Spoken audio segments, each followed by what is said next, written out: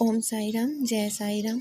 हमारे prayer group में सौभाग्य दीदी का आपने एक अनुभव देखा होगा, जो अभी पिछले चैनल पर अभी पिछला जो आपने अनुभव देखा वो सौभाग्य दीदी ने दिया है, जिन्होंने हम उसमें ज़िक्र किया है कि साईं बाबा हमें शिरडी में मिले थे सुनीता बहन के साथ। तो मेरा नाम ही सुनीता है और सौभाग्य दीदी और मैं और मेरी 2 फ्रेंड और थी। तब हम शिरडी में साईं बाबा का साईं सच्चरित्र का पारायण कर रहे थे, क्योंकि दीदी को ग्लोबल महापारायण से या प्रेयर ग्रुप से 2 चैप्टर जो मिले थे वो कर नहीं पाई थी, तो उन्होंने बोला कि यहीं बैठकर पारायण कंप्लीट कर लेते हैं। तो मैंने बोला ठीक है। बोले बुक नहीं है, तो मैंने बोला दीदी मैं ले लेती हूँ बुक। तो बोले नहीं, क्यों बुक लोगी, रहने दो। तो मैंने बोला नहीं नहीं, मुझे तो और भी किसी को देना है पढ़ने के लिए जो इच्छुक होगा, तो 2 बुक मैं ले चुकी हूँ, 2 और लेना है। तो उन्होंने बोला ठीक है। फिर हम 2 बुक लेकर आए और दीदी ने 1 चैप्टर पढ़ा। फिर दीदी ने बोला अब तुम पढ़ो, तो फिर मैं पढ़ने लगी। इतने में साईं बाबा आए और साईं बाबा से हमारी बहुत बातें हुई। उन्होंने आशीर्वाद दिया, बहुत अच्छा पढ़ रहे हो तुम, बहुत अच्छा पढ़ रहे हो, ऐसे। और भी जो बातें हुई वो सौभाग्य दीदी आपको बता ही चुकी हैं। मैं 2018 से साईं बाबा को जानती हूँ और विश्वास कीजिए साईं बाबा ने मेरे साथ इतने चमत्कार किए हैं कि मैं बता भी नहीं सकती। और मैं अपने आस पड़ोस में रिश्तेदारों को या ऑफिस में कहीं भी किसी को भी बताती हूँ। कई लोग विश्वास करते होंगे, कई लोग सोचते होंगे पागल है साईं बाबा के लिए, और सब लोग मुझे यही कहते हैं बस साईं के लिए पागल है, साईं की दीवानी है। मतलब उनको ये लगता है कि मेरे मन में ये है, लेकिन वो तो सिर्फ मैं ही जानती हूँ। जो मेरे खास जो मुझे अच्छे से जानते हैं वो लोग जानते हैं कि सच में साईं बाबा ने मेरे साथ बहुत सारे चमत्कार किए हैं। अगर मैं सभी चमत्कार बताने लगूँगी तो पता नहीं कितने घंटे बीत जाएंगे वीडियो में। तो अभी कुछ ही अनुभव मैं आपको बताती हूँ। अभी जब हम लोग शिरडी गए थे, सौभाग्य दीदी से हम मिले थे, वहाँ साईं बाबा ने दर्शन दिए। उसके बाद वो चले गए थे, हम लोग भी चले गए थे। फिर थोड़ी बहुत शॉपिंग की हमने। उसके बाद रूम जाना था हमें, तो पहले मैं सौभाग्य दीदी के रूम गई, जहाँ पर और भी लेडीज़ रुकी थी। सौभाग्य दीदी ने मुझे सबसे मिलवाया, अल्पना दीदी से मिलवाया जो हमारे पारायण ग्रुप में जुड़ी हुई हैं। साईं बाबा का गिफ्ट, बहुत प्यारा गिफ्ट दिया उन्होंने मुझे। और फिर वो मुझे नीचे तक छोड़ने आई और बस फिर हम अपने रूम के लिए निकल पड़े। मैं अपनी उन दोनों फ्रेंड को देखा मैंने और उनके साथ मैं जाने लगी। तो सौभाग्य दीदी तो अपने रूम पर चली गई थी और फिर मैं ऑटो के पास, गेट नंबर 2 है जहाँ, बहुत दूर है दीदी के रूम से, वहाँ तक गए। पता नहीं कैसे वो बाबा फिर से आ गए और बोलते हैं अच्छे से जाना और तुम बिल्कुल चिंता नहीं करना, बहुत खुशियाँ आने वाली हैं तुम्हारे जीवन में। तो मैंने कहा हाँ बाबा, बहुत खुश हो गई थी मैं। पर उस समय भी ये नहीं पता था कि वो साईं बाबा ही हैं। वो तो बाद में एहसास होता है। कभी भी किसी को भी साईं बाबा दर्शन देंगे तुरंत पता ही नहीं चलता है, बाद में एहसास होता है कि हाँ ये साईं बाबा ही थे। तो ऑटो में उन्होंने बिठाया, अच्छे से जाना, ऑटो वाले से भी बोला, खुद रुकवाया, इस ऑटो में नहीं इस ऑटो में, ऐसे करके फिर हम लोग रूम चले गए। और शिरडी की कहानी तो मैं आपको क्या बताऊं।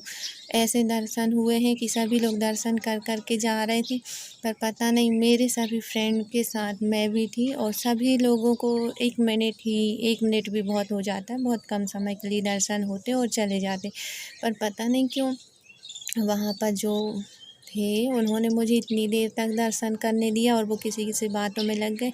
सभी फ्रेंड ने बोला कि मैडम को दर्शन करने दो, अपन लोग चलते हैं। तो वो लोग चले गए, मैं दर्शन करते रहे थे। त्र्यंबकेश्वर गए, नासिक गए, नासिक से ट्रेन में बैठे और जब हम अपने स्टेशन में पहुँचे, नरसिंहपुर जबलपुर के पास है, तो वहाँ पर हम उतर चुके थे और मेरा मोबाइल ट्रेन में ही रह गया था। मुझे तो ये भी नहीं पता था कि मोबाइल रह कहाँ गया है। जब मैं घर पहुँची तो मैंने देखा मोबाइल नहीं है। अब क्या करूँ?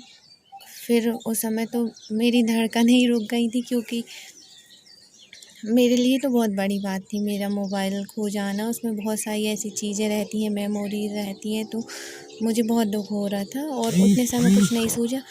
बहुत फ़ोन, उस समय साईं बाबा भी याद नहीं आए, बस फ़ोन लगाते रहे हम मैडम के मोबाइल से और मम्मी के मोबाइल से। एक फ्रेंड मेरे साथ जो रुकी थी उनके मोबाइल से, क्योंकि वो उनका गांव दूर था। तो उन्होंने बोला कि अभी 4 बजे 5 बजे ही हम लोग पहुंच गए थे। तो उन्होंने बोला कि 8-9 बजे भाई आएगा तब हम चले जाएंगे, अभी आपके ही घर चलते हैं। तो वो मेरे घर में थी। तो उनके मोबाइल से बहुत फ़ोन लगाया, मम्मी के मोबाइल से फ़ोन लगाया, बहुत मोबाइल ढूंढा, नहीं मिला। फिर तुरंत अचानक मन में आया, बाबा के दर्शन करने गई थी और मेरा मोबाइल गुम गया। बाबा ये क्या किया, मन में ही सोचा था बस। मैंने बोला बाबा मेरा मोबाइल मिल जाना चाहिए।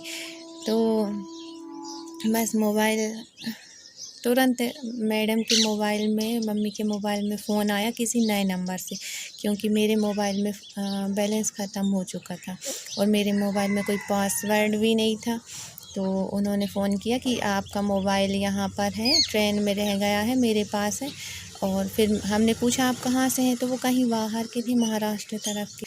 तो मैंने बोला कि सभी लोग मेरे साथ में जो गए थे बोले मैडम आप चिंता नहीं करो, मोबाइल वो जब पहुँचेंगे तो अपन कोरियर द्वारा ये वो बुलवा लेंगे। तो मैंने बोला ये वो, मैंने मैं सोचा बहुत लंबी प्रोसेस हो जाएगी। तो मैंने कहा मैडम आपका फ़ोन दो, मुझे उनसे बात करनी है जिनको मोबाइल मिला है। मैंने उनसे बात की, मैंने कहा भैया आप अगर अगले स्टेशन में ही मुझे मोबाइल दे दें तो अच्छा होगा। बोले हाँ ठीक है, आप ले लेना मोबाइल, कोई प्रॉब्लम नहीं है, और किसी को पहुंचा देना जबलपुर स्टेशन में, क्योंकि नरसिंहपुर से 100 किलोमीटर आगे जबलपुर है, 1 घंटे का रास्ता है। वहाँ पर उस समय कोई नहीं था। अचानक मुझे याद आया एक अभिषेक भैया हैं, उनका ऑपरेशन हुआ था पथरी का। उस समय वो जबलपुर हॉस्पिटल में ही थे। तो वहाँ पर मैंने उनको फ़ोन किया, पता नहीं उतनी रात में उन्होंने कैसे फ़ोन उठा लिया और उन्होंने बोला कि ठीक है मैं स्टेशन चला जाता हूँ। मैंने वो भैया का नंबर दिया उनको और फिर वो भैया से मैंने ये भी बोल दिया कि भैया मेरे मोबाइल में आप कोई भी पासवर्ड डाल देना और वो मुझे बस बता देना, क्योंकि पता नहीं मोबाइल किस किस के हाथों में जाएगा और बहुत सी चीज़ें हैं, तो मैं नहीं चाहती हूँ कि किसी को भी। तो उन्होंने कहा ठीक है। फिर उन्होंने मेरे मोबाइल में पासवर्ड डालकर वो मोबाइल मेरे तक पहुंचा दिया। और सच मानिए, आप लोगों को लग रहा होगा कि वो अच्छे व्यक्ति थे इसलिए मोबाइल लौटा दिया, या जो कुछ भी, अच्छे व्यक्ति तो वो थे, पर मोबाइल इतनी जल्दी मिल जाना, उसी दिन 5 बजे मेरा स्टेशन में मोबाइल गुमना और शाम को 4 बजे मिल जाना, ये बहुत बड़ी बात थी और ये बाबा का ही चमत्कार था। एक बार इसी तरह मेरे पास गाड़ी नहीं थी, साईं बाबा के ही चमत्कार से मुझे स्कूटी एक्टिवा मिल गई। मेरे पास एक बार पैसे नहीं थे, मुझे पैसे मिल गए। ऐसे मेरे साथ बहुत सारे चमत्कार हुए हैं। अभी नेक्स्ट वीडियो में मैं आपको ज़रूर बताऊंगी। और आपको अगर ये मेरा वीडियो अच्छा लगा हो तो आप इस चैनल को सब्सक्राइब कर लीजिएगा। फिर आगे भी आपको बहुत सारे अनुभव बताऊंगी और भी लोग बताएंगे। हमारे ग्रुप में बहुत सारे अनुभव होते रहते हैं। इसलिए ओम साई राम, जय साई राम।